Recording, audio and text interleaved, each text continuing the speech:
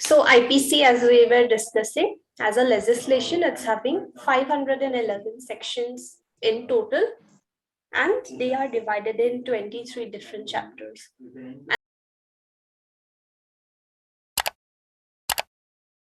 And they provide for definitions of different types of crimes.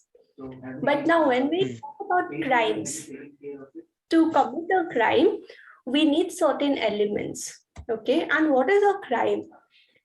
Crime can be an omission or a commission. Okay, when we say commission, what is commission and omission? Are you aware of the difference between these two words? Yeah.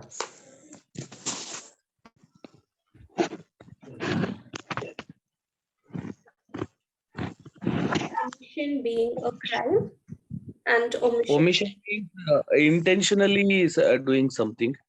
Okay, commission.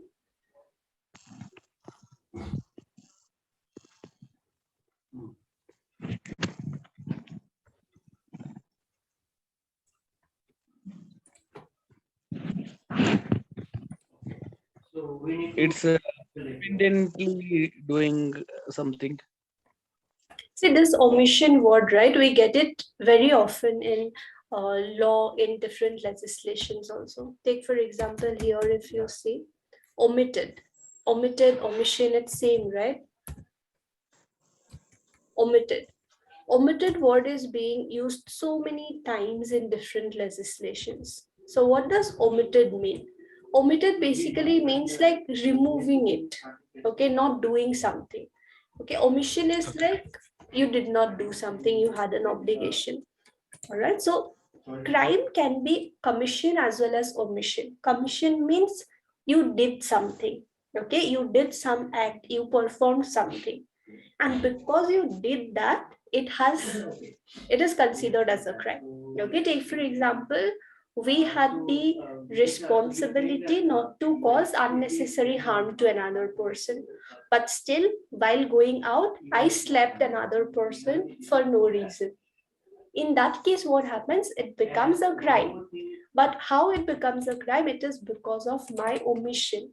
I was not supposed to slap another person. I was not supposed to hit another person. If I do that, what I have done, I have committed something, right? My act or my commission makes it a crime. I was not expected to do that, but I still did it. That makes it a crime. Okay. So when we say omission, that means I had an obligation to do something. Law expected me to do something, but I failed to perform my obligations. Take for example, under Income Tax Act, we have the obligation to pay income tax if we are falling under that earning bracket. Category. Yeah, under that category, we are supposed to pay income tax. Now, in that case, if I am falling under that certain category, whatever are there, if I'm falling under any of those mentioned categories and still I'm not paying income tax, then what happens? My omission makes it a crime. I was expected to pay income tax, but I did not do it. Even when I'm not doing anything, it's a crime. In some cases, when I'm doing something, it's a crime. Okay, so when we talk about crime, it may be commission, that is doing something, an act, or it may be omission. I had the obligation of doing something, but I did not do it. It makes it a crime. Okay, now this omission or commission that we are saying, it should not be any random thing that a person feels is not right. Okay, it cannot be like a moral obligation that we have. Like I may be having a moral obligation to help others, to respect the elderly. But still, even if I'm not respecting an elderly person who is just crossing me, there is no law to punish me as such because I'm not causing any harm to that person either. Okay, so when we talk about this commission or omission being a crime, it has to be something which violates the provision of any law. As in, there has to be a law which says you should not do this. You should not unnecessarily hit another person, slap another person. Or there is a law which says you should be paying income tax. Only if my omission or commission goes against provisions of any law, it will be considered as a crime. And in that case, it will be punishable under the legislation, right? If we are not paying income tax, there are provisions mentioned for fines or penalties being imposed on person. If I'm committing a crime under IPC, there are punishments being provided. So whatever omission or commission I'm doing, it should be violation of provisions of any law, plus that law has to be enforced.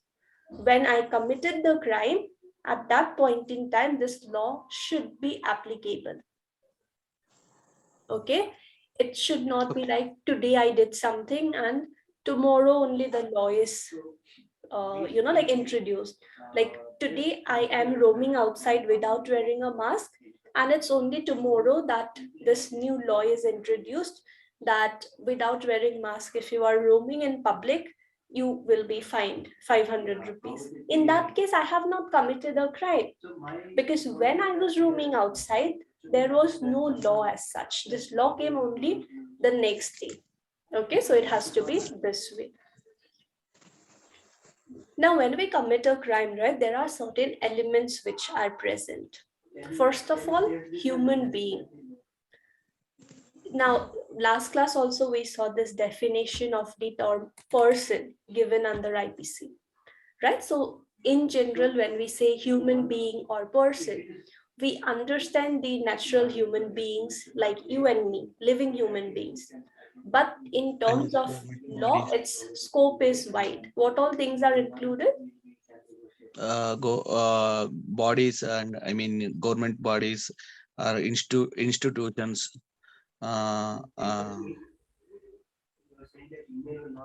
Yeah, different departments, institutions, departments, yeah, universities, courts, universities. associations. Yes, a lot of things are being included. So first element is crime. That means even a company, an association, a body of persons may also commit a crime, like defamation. Okay, you will see this newspaper publishing houses, right?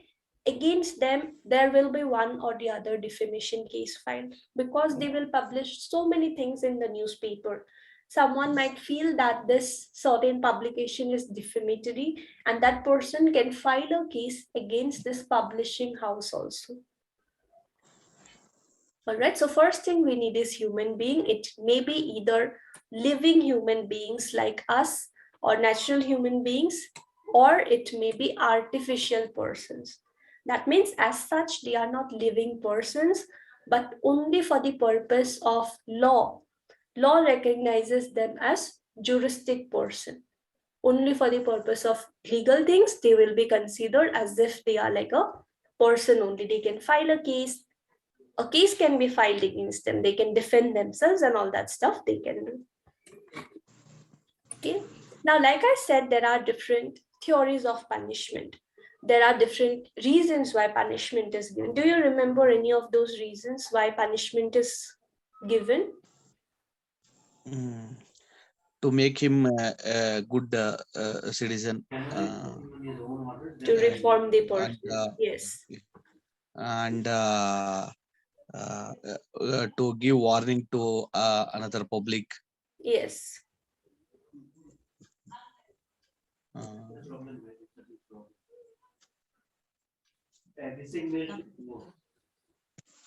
Correct. Same ways, there is another reason why punishment is given, which was more popular in earlier times. Okay, it was like if someone is committing a crime using his hands, all right, his hands should be chopped off so that next time the person is not in a position to commit the crime because he is not having his hands. Okay, so it is said, right, an eye for an eye, a tooth for a tooth, a limb for a limb, like that. There is a statement. So if someone has caused you some loss in your eyes, you also do the same thing. Like same thing should be repeated, like that. There are different different theories on punishment. So earlier, right, what used to happen is if someone has committed a crime, make that person like unable, that he cannot repeat that same offense. Okay, if there are some cows or some other animals which has caused loss to your crops, you need to punish that animal. Okay, so earlier times it used to be like that. So in that case, we don't need a human being. Even animals can commit a crime. You can even punish the animal for committing a crime. But with human evolution, we have realized that it's not like animals would not understand, right? That they are being punished for doing that thing. They would not know why they are being kept secluded or other stuff, right? So it does not make sense punishing the animal, because animal will not understand it. Rather, you can train the animal for some good behaviors. But whom you can punish? You can punish a human being who will understand, that, okay, fine, because I did this, this is the punishment. So next time, maybe I need to reform myself. That's why nowadays, if some loss is caused by an animal, we try to make the owner responsible for it, right? We held the owner or the owner responsible for it. Why? Because owner is in a position to understand it. Owner can take better precautions to ensure that the animal or the pet is not causing loss or harm to other people. So this is the first element, human being, which should include natural human beings like living persons, or it may also include artificial persons as well, or juristic person. Okay.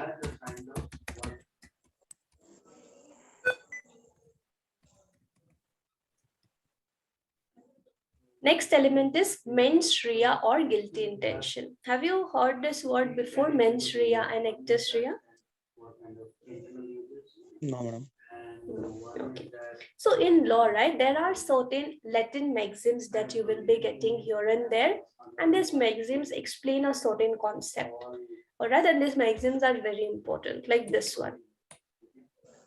What you can do is, in your notes, you can highlight it with some like some color, so that you understand that, okay, fine, like when you are scrolling through a document, you will be able to easily identify that, okay, these are the principles or maxims which are there, like that you can highlight it. So what is this principle all about? It says actus non facit ream nisi mens sit rea. So second element is mens rea, which means guilty intention or guilty mind. That means in my mind, I am not having a good thought, or rather, I'm having a bad intention to cause loss to another person, to commit a crime.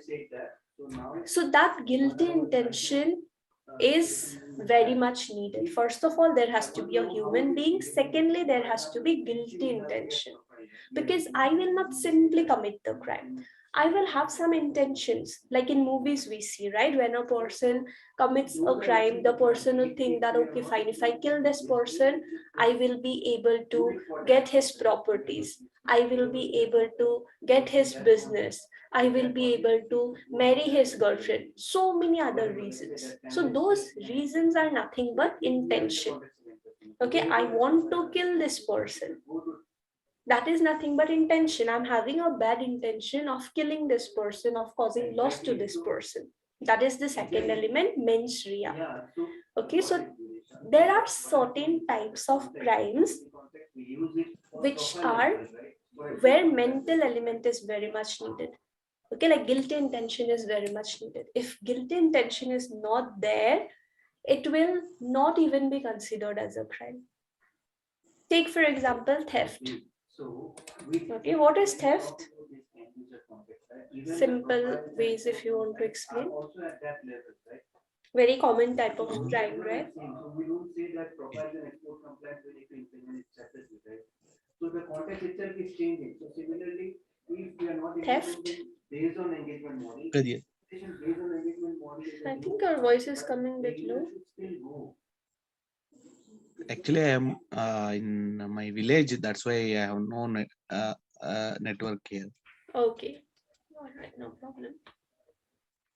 So what is theft? It basically says, if I am moving your movable property out of your possession with the intention that I'll take it, I will take it out of your possession. That is nothing but theft. So this is Okay, what now here guilty intention is very much needed. So with a bad intention only, I should be moving your property. If bad intention is not there, that is not even considered as a crime.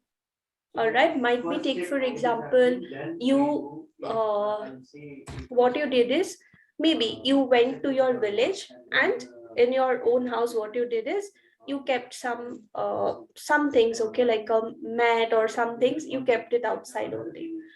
I, being your neighbor, I saw that you are not available at your house and you have kept all these things outside your house and it's raining very heavily.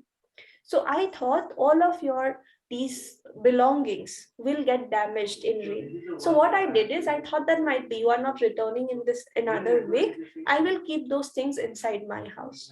In that case also, I am moving your movable property out of your possession because you had kept it outside your house. I'm taking it inside my house. Right? I'm taking it. But I was not having any bad intention in doing that. Right? I moved all of your movable properties with a good intention only that those should not get damaged. In that case, I will not be held responsible for this crime of theft because bad intention or mens rea or guilty intention was not present.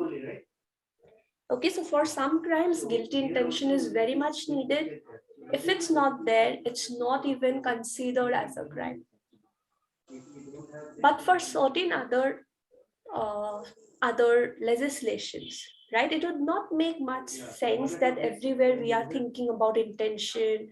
If intention is there, then only it's a crime. It would not make sense in every situation. Like in case of an accident, most of the accidents are not intentional, but still loss is being caused, right? So in such cases, mens rea might not be that much relevant. So mostly it's relevant. In some cases, it might not be relevant also. Okay, so that is the second element, that in my mind, I should have a bad intention. For that, I planned this entire thing and I committed a crime. Okay, this is clear, right? Yeah.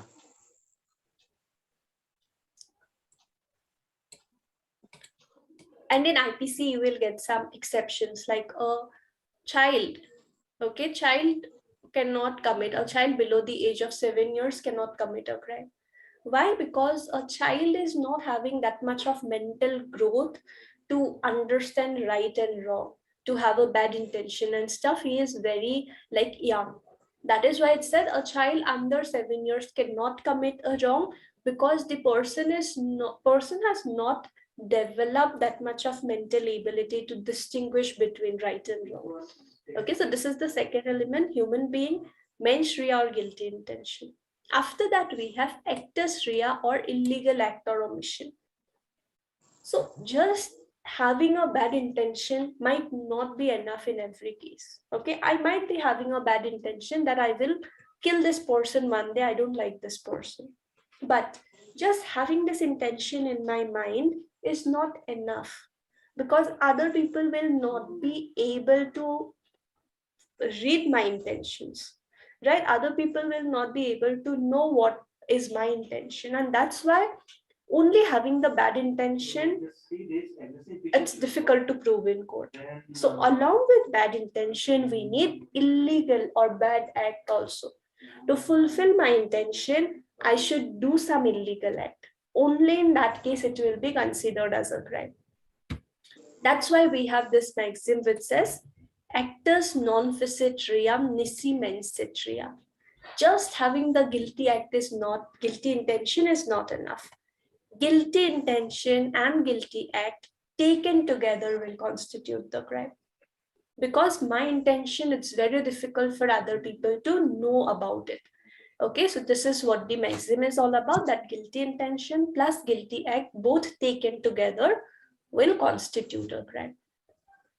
So actus rea is the things which I'm doing in order to fulfill my intention. It may be an attempt to murder, right? That also is a crime, because from my side, I gave my 100%, but because of few reasons, my attempt was unsuccessful. In that case also, I will be given the punishment, right? Because actus rea was there. Some action, some act I have done in order to satisfy my illegal or guilty intention. Okay, this is the third element. And the last one is injury to another human being. Whatever I have done, that should result in causing injury to another human being. Now, when we say injury, it does not mean like a physical injury, like bleeding, some wound or something. It may be violating someone's legal right, that a person had the right to live peacefully in his house, and I have affected that right. It might be affecting the person's reputation. It might be affecting the person's mental health. It may be so many things. Okay, when we say injury, it can include a lot of things. It may be injury caused to body, mind, reputation, property, etc. And all these things would be considered as injury to a human being, which is the fourth element for constituting a crime. Like it is said, right, in case of domestic violence crimes, that even if it is like a mentally only the person was like, like violence was caused, it's not like physically person was harmed, but it was only this mental pressure. Even in that case, it is accepted or approved. Why? Because it may be injury caused to the mind. Same ways, when you are reading torts, civil wrong, you will see there is an wrong called as nervous shock or mental shock. That is also considered as a crime, as a wrong, right? So that all of those things would fall under here. That injury does not only mean bodily injury, it may be mind, reputation, property, all those things taken together. Okay, is this part clear? Yeah. Because you see what I'm saying, if you see it's an woman, and then so those were like the elements of crime. Same ways, when we commit a crime, it's not like all of a sudden I'll just commit a crime. There are certain stages which will be involved in commission of a crime also. Like in most of the cases, those will be involved.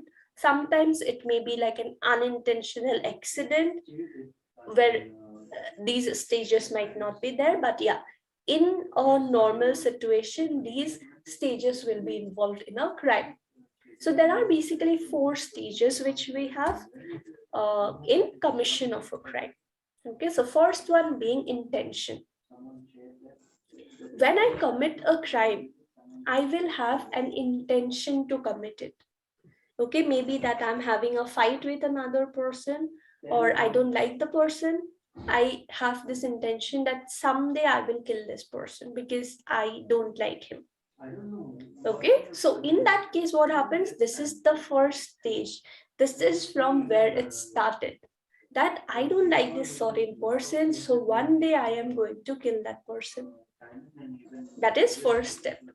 But at the stage of intention, it's very difficult to prove it before the court.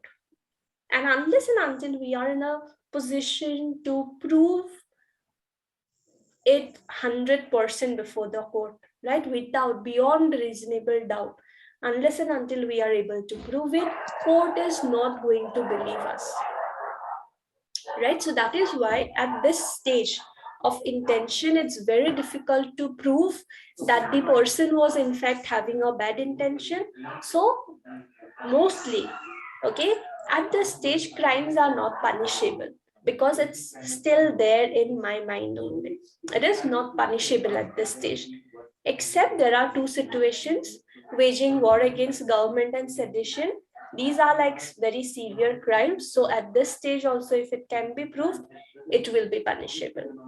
Okay, so at the stage of intention, which is the first stage in commission of a crime, usually crimes are not punishable. These 2 are just the exceptions.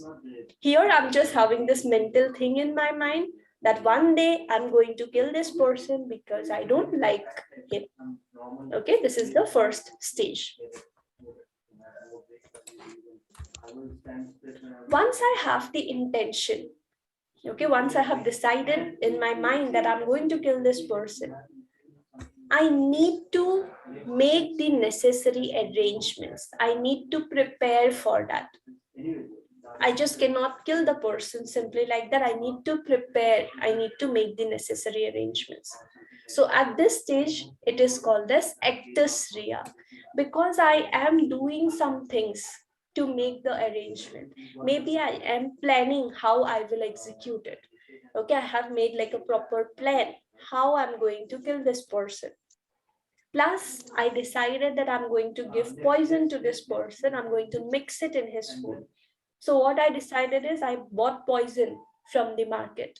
Plus, I also bought food from the market so that I can maybe cook food and mix the poison in it.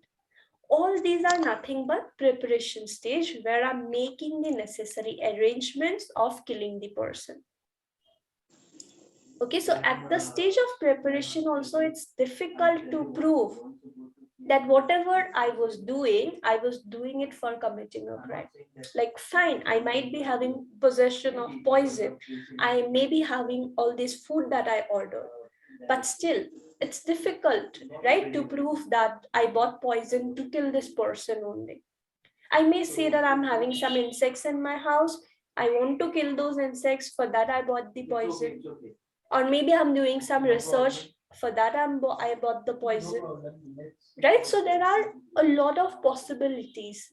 It cannot be proved like 100% at the stage of preparation also. So at this stage also, mostly crimes are not punishable, but there are few exceptions like these: preparation to commit dacoity, preparation for counterfeiting coins and government stamp, possessing counterfeit coins, false weights and measurement, forged documents, etc. Because these are like well evident. If I'm having a fake stamp of a certain government department, like Ministry of Human Resource and Development, what am I doing with that fake stamp? It's definitely like doubtful, right? That I am definitely going to make some false documents with it. So in such case, just having possession of that false stamp of a government department is also punishable. Same ways, I might be having some false weights and measurements. That also indicates that I'm having some bad intention of committing some crime, right? So for these are like the exceptions. Otherwise, at the stage of preparation also, it's difficult to prove intention of the person. So at this stage also, mostly crimes are not punishable, which is the second stage. Okay, take for example, Ministry of Human Resource and Development has given some scholarship, okay, has given some scholarship to students, and I have not got this scholarship. But I know that they have given this certain certificate, and if you can show this certificate to your school or university, you will get the scholarship. So what I did is I uh, prepared this fake stamp of Ministry of HRD because I wanted to create a fake certificate for myself so that I'm able to get the scholarship. In that case, just having possession of that false or fake stamp is enough for courts to punish me, because that itself indicates that I am definitely planning for committing some crime. Right? So this is the second stage that is involved in commission of a crime. Is it clear? Yeah, ma'am. Third one is attempt. So what is attempt? Common and Trying once. trying once. Failed. Trying once and then failed. Correct. So The from attempt to the finishing stage also sometime. yes, sometimes it may be successful, sometimes it may not be successful. Not. Correct. So attempt is the third stage wherein I made all the arrangements and everything. After that, I made the first attempt to commit a crime. It may be successful, it might not be successful. It may end at this third stage only, or it may go up to the last stage also. That is why it's called as preliminary crime, because from my side, I already gave my 100%. I already made an attempt to commit the crime. Might be because the other person was having a good luck that day, or might be because of other situations. I was unsuccessful. But still, from my side, I did put my 100% to commit it. That's why it's called as preliminary crime. It might be successful, might not be. Okay, so in IPC, right, we have a lot of different types of crimes. For all these crimes, like at the stage of attempt, all crimes are punishable. Okay, so there are certain crimes for which complete offense and attempt are given in same section. It's the one section that provides for same punishment whether you have attempted it or whether you were successful. It is the same punishment, like sedition. There are certain crimes for which complete offense and attempt are given in two different sections, like murder and attempt to murder. We get it in two different sections. For some crimes, we have two different sections. And for majority of the crimes, because there are so many different types of crimes under IPC, and it's not possible to provide again another section for attempt. For majority of the crimes, for attempt, we don't have a separate section, but everything falls under section 511, which is like a general provision. It says if punishment is this much would be the punishment for attempt to commit the crime. All right, so for all the crimes where we don't have a provision for attempt under IPC, section 511 applies. Otherwise, if we have a separate section, then that's section will apply. Okay, like It that. is manual thing. That's 511. Not like manual also, it's like the last section under IPC, which just gives like a general provision. Okay, that for whatever attempt is not being, punishment is not being there, just apply this section. Okay. Okay, and plus there is one very peculiar type of crime for which we don't have a punishment for the completed offense, but we have a punishment only for attempt, which is attempt to commit suicide. Because once a person has committed suicide, there is no scope of punishing the person. So for it, only attempt we have punishment. Okay. If one's complaint logged under IPC section, it will be quashed in some circumstances. Any circumstances? It will be? Quashed. Yeah, it can be quashed also under section 482 CRPC if the complaint is wrong. For FIR also, quashing petitions are filed, right? That this complaint is wrong, FIR is wrong, or this certain order of the court is wrong, this certain legal proceeding is wrong. It's a very common application again, which is filed in High Court. Inherent power of court. If some Naxals doing activities against the state, the complaint logged against him in IPC sections. Some behavior, good gesture, they will give some that possible any circumstances. Some behavior what? Goodwill gesture, they will produce to public like that. It's some. Yeah, so that again depends, right? Under IPC sections also case like complaint can be filed that this is what their behavior is. And even we have legislations wherein like preventive detention legislations. Under that, based on that legislation also, like they might be arrested, that their activities are like their activities are thought to be harmful or going against the state. So it is like expected that might be they will commit a crime against the government, sedition and stuff like that. So before doing anything also, they might be arrested. Okay. Okay, so this is the third stage, and fourth stage is definitely accomplishment or the complete crime wherein attempt became successful.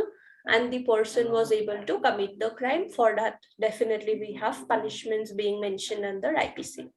So take for example, in this situation wherein I was planning to kill a person, this intention would be the first stage wherein I decided that I'll kill this person. Preparation would be, might be I bought poison, I made all the plans and everything, and then I ordered food, I mixed poison in food, and then I went to the person's house to offer him that food. Attempt would be when I offered the food and the person accepted it. Now, might be that the person already ate his lunch, so he thought that I'll not eat more, and he just kept it.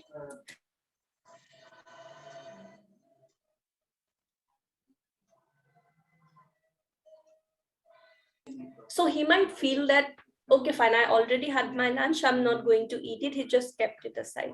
In that case, from my side, I attempted it, but because the person did not eat the food, it became unsuccessful. And if he eats that, he dies, then in that case, it will be accomplishment or complete crime has been committed. Okay, now when we talk about IPC, right, it provides for definitions of certain types of crimes. It provides for the punishment also. Like we have mentioned, it is substantive law. And there is a procedural law for it also, which is Code of Criminal Procedure, right? CRPC is the procedural law. So this Code of Criminal Procedure, if you look at the BEAR Act, okay, there you will see that, see different types of offenses under IPC. This is the offense, this is the punishment, and in CRPC it says whether this is cognizable or non-cognizable crime, whether it is bailable or non-bailable crime, and when this crime has taken place, which court should we be approaching? Okay, is it Sessions Court? Is it magistrate of the first class? Is it any magistrate court? Is it which court? Okay, so this court's name, everything is mentioned. That means this becomes the procedural part. It lets us, it allows us to know which court is it where we are going to file the case. Okay, and what kind of crime it is. This is how like the procedural and the substantive part, you know, like the difference is, crime is mentioned, punishment is provided, but where should we be approaching?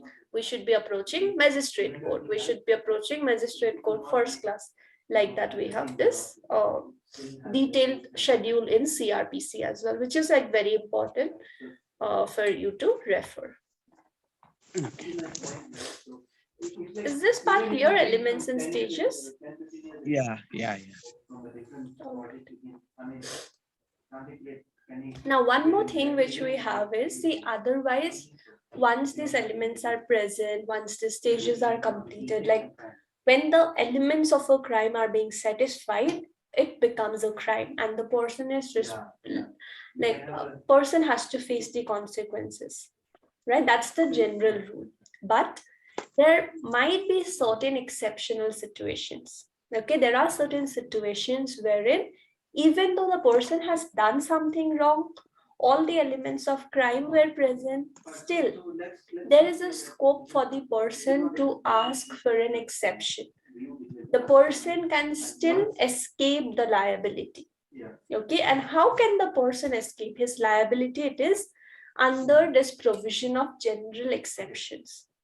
General as in it's open for anybody. There are 10 exceptions. These exceptions are open. If you can prove any of these 10 points, you can escape the punishment. Okay, these are exceptions to the general rule that once a crime is being committed, the criminal will face the consequences. It is the exception, and it is general because these are applicable to all the different types of crimes, and these are open for anybody to claim before the court. Just that whoever is claiming, that person needs to prove it beyond reasonable doubt in the court as well. Okay, so have you heard of these general exceptions before? Yeah, some I Self-defense, you might have heard, right? yeah. Correct.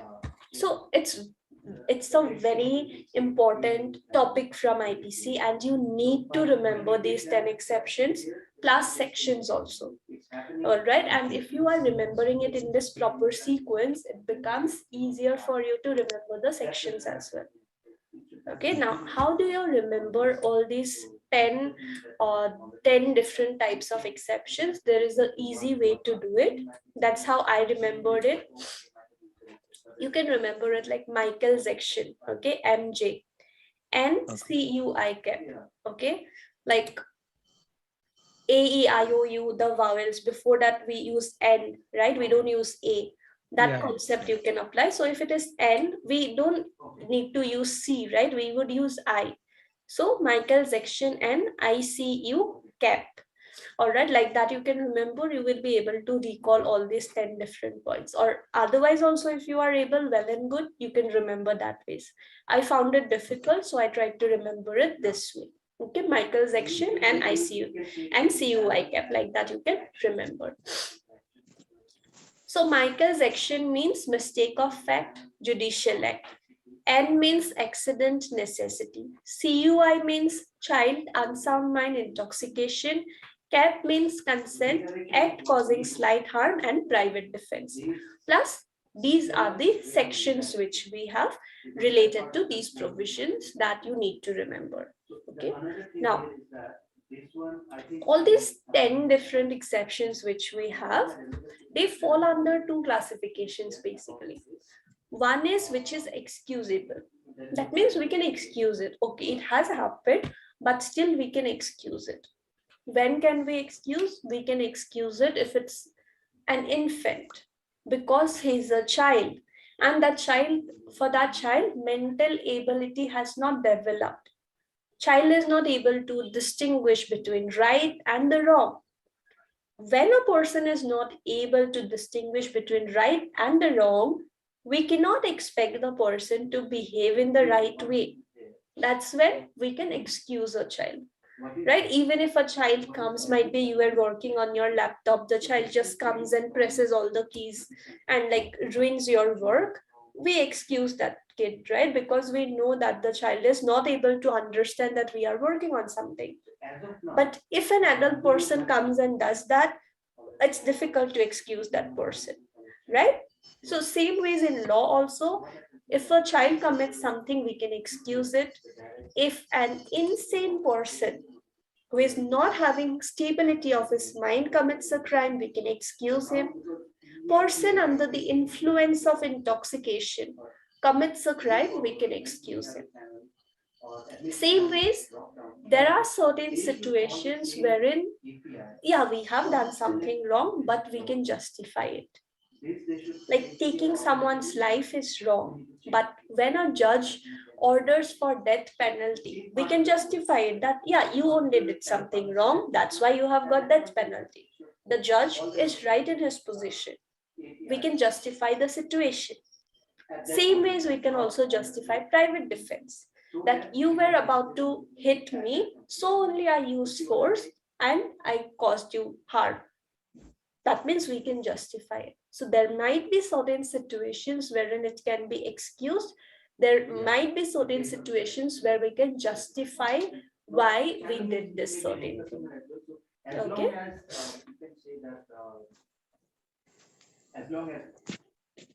So all these 10 different exceptions, right? We need to understand this in detail as well. Okay, so we will continue with that detailed explanation part in the next class. Okay.